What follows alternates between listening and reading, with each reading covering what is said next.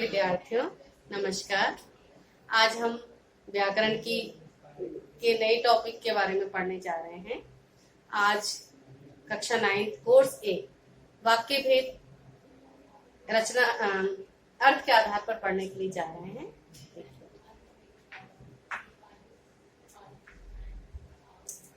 कक्षा 9 में वाक्य विचार अर्थ के आधार पर है।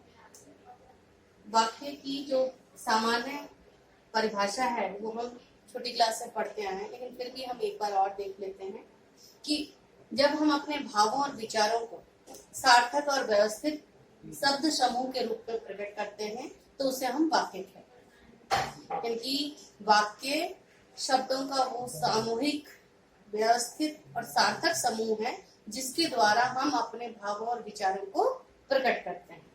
यहाँ पर वाक्य भेद की परिभाषा के बाद वाक्य के अंग पढ़ते हैं। वाक्य के अंग जो हैं दो प्रकार के होते हैं, उद्देश्य और विधेय। अब यहाँ उद्देश्य यानी वाक्य में जिसके विषय में बताया जाता है उसे हम उद्देश्य कहते हैं। यानी कि वाक्य हमेशा दो आधारों पर होता है, एक तो जिसके बारे में, और जो उद्देश्य है उसके बारे में जो कुछ बताया जाता है वो विधेय के रूप में होता है। यहाँ पर हम फिर से इसकी डेफिनेशन देख लेते हैं। वाक्य में जिसके विषय में बताया जाता है उसे उद्देश्य कहते हैं, और वाक्य में उद्देश्य के विषय में जो कुछ बताया जाता है उसे हम विधेय कहते हैं। यानी कि हमेशा वाक्य के 2 पार्ट्स होते हैं। हम इंग्लिश में भी पढ़ते हैं, सब्जेक्ट और प्रेडिकेट, तो उसी को हम उद्देश्य और विधेय यहाँ पर पढ़ेंगे।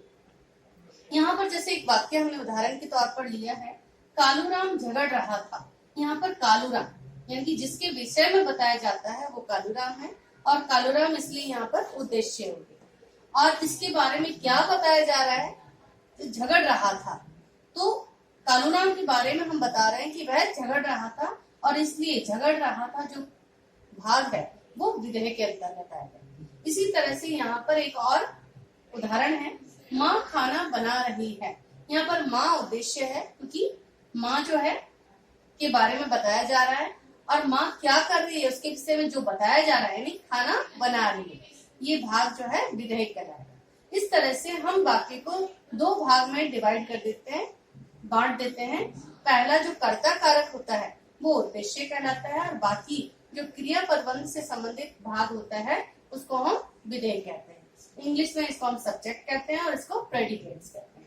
इस तरह से वाक्य के अंग 2 होते हैं, उद्देश्य और विधेय। और आपने देखा कि जो कर्ता कारक होता है यानी जिसके बारे में बताया जाता है वो उद्देश्य, और उद्देश्य के बारे में जो कुछ हो रहा है, जो बताया जाता है वो विधेय कहलाता है। इस तरह से वाक्य के अंग उद्देश्य और विधेय होते हैं।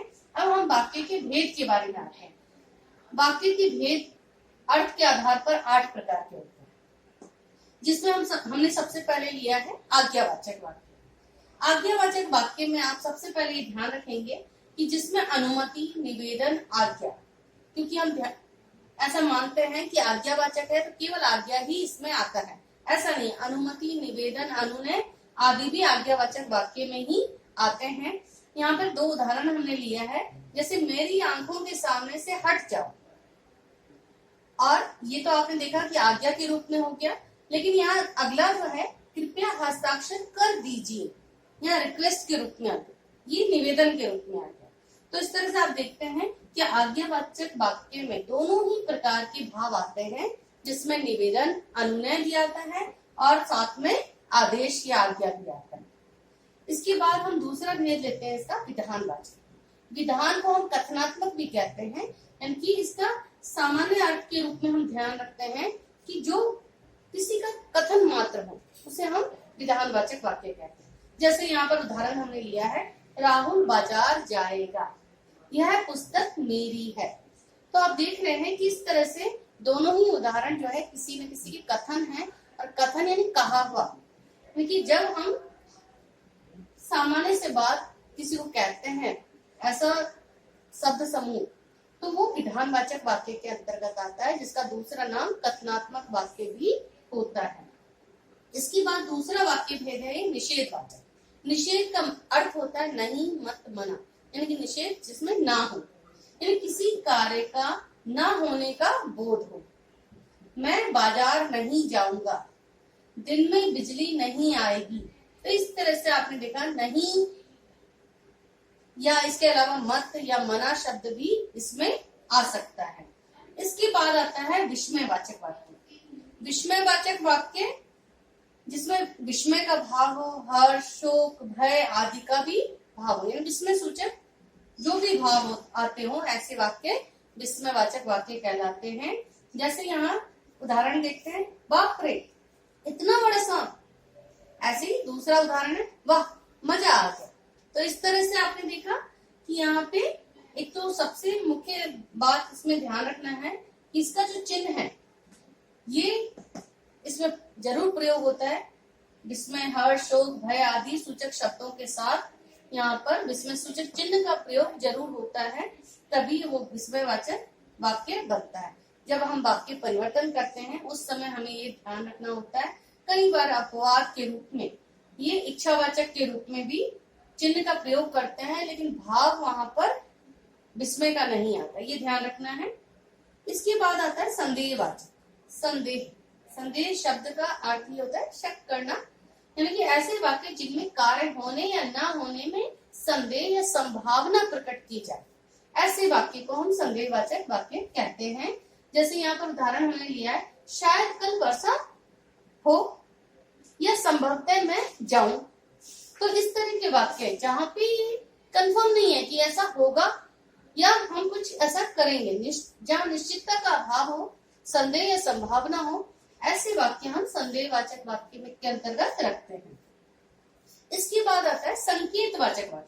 संकेतवाचक वाक्य में हम सबसे पहले ध्यान रखेंगे, इसमें शर्त के आधार पर क्रिया होती है, यानी कंडीशन। जैसे आपने काल पढ़ रखा है तो हेतु हेतु मत भूतकाल में इस तरह के वाक्य होते हैं। तो यहाँ पे शर्त के आधार पर क्रिया होती है। जैसे यहाँ पर पानी ना बरसता तो फसल सूख जाती, तो यहाँ शर्त आ गई, कंडीशन आ गई। और ऐसे ही मैं पढ़ता तो पास हो जाता। तो ये दोनों ही वाक्य में आप देख रहे हैं कि शर्त है, कंडीशन है। तो इस तरह के वाक्य हम संकेतवाचक वाक्य में शामिल करते हैं। इसके बाद आता है इच्छावाचक वाक्य। इच्छा का अर्थ कामना होता है। यहाँ पे यानी जिस वाक्य में इच्छा या कामना प्रकट होती हो, ऐसे वाक्य को हम इच्छावाचक वाक्य कहते हैं। जैसे यहाँ पर अब मैंने ऊपर बताया था कि विस्मय सूचक चिन्ह विस्मयवाचक वाक्य में प्रयोग होता है, लेकिन यहाँ अपवाद के रूप में जैसे काश, तो यहाँ शब्द इस्तेमाल किया है लेकिन भाव जो है वो इच्छा या कामना का प्रकट हो रहा है। तो इसलिए यहाँ चिन्ह के होते हुए भी ये इच्छावाचक वाक्य का ही उदाहरण होगा। काश मैं संगीत प्रतियोगिता में चुना जाऊं। तो इस तरह का वाक्य आपने देखा कि ये इसमें आएगा इच्छावाचक में। दूसरा इसमें है कि ईश्वर आपको लंबी उम्र दे या दीर्घायु बनाए। तो इस तरह के वाक्य यहाँ इच्छा और कामना जिसमें प्रयोग होता है वो इच्छावाचक वाक्य कहलाते हैं। और इसमें अंतिम जो है प्रश्नवाचक।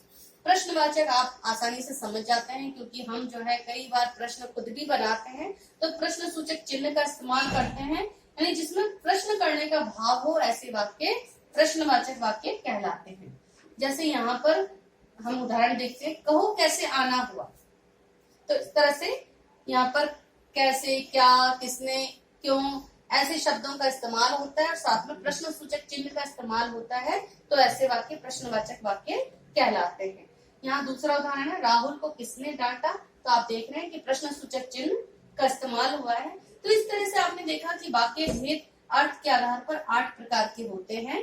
और इसके अलावा सबसे मुख्य बात है कि आपने नियम देख लिया, वाक्य के उदाहरण देख लिए, लेकिन आपको जब वाक्य परिवर्तन करने हैं तो इन नियमों को ध्यान में रखना है, क्योंकि आप निषेधवाचक से प्रश्नवाचक बनाते हैं तो नहीं, मत, मना आदि शब्दों को वापस हटाना होता है और फिर प्रश्न सूचक चिन्ह साथ में क्या, किसने, क्यों आदि शब्दों का इस्तेमाल करना होता है। इस तरह से हर भेद को जो है हम वाक्य परिवर्तन करते समय इनके नियमों को हमें ध्यान में रखना होता है।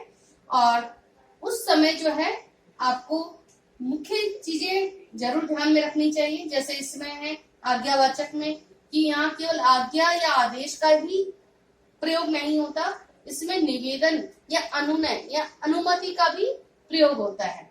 तो ऐसे ही आपने देखा यहाँ विस्मयवाचक में विस्मयसूचक चिन्ह का इस्तेमाल होता है, लेकिन साथ में इच्छावाचक में भी कुछ शब्दों के साथ विस्मयसूचक चिन्ह का इस्तेमाल होता है, लेकिन विस्मयसूचक भाव नहीं आता, वहां इच्छा या कामना का भाव आता है, और इसके कारण ये चिन्ह होते हुए भी ऐसे वाक्य इच्छावाचक ही होते हैं। तो इस प्रकार से जो है 8 भेद का आप ध्यान रखेंगे, और साथ में 8 भेद में जो भी वाक्य परिवर्तन करना हो तो उसमें उसके जो नियम है उनको आप ध्यान में रखोगे, जिससे वाक्य परिवर्तन करना आसान होगा और अच्छे से कर पाएंगे। आगे अभ्यास कार्य के द्वारा हम इसको और अच्छे से समझ सकते हैं। धन्यवाद।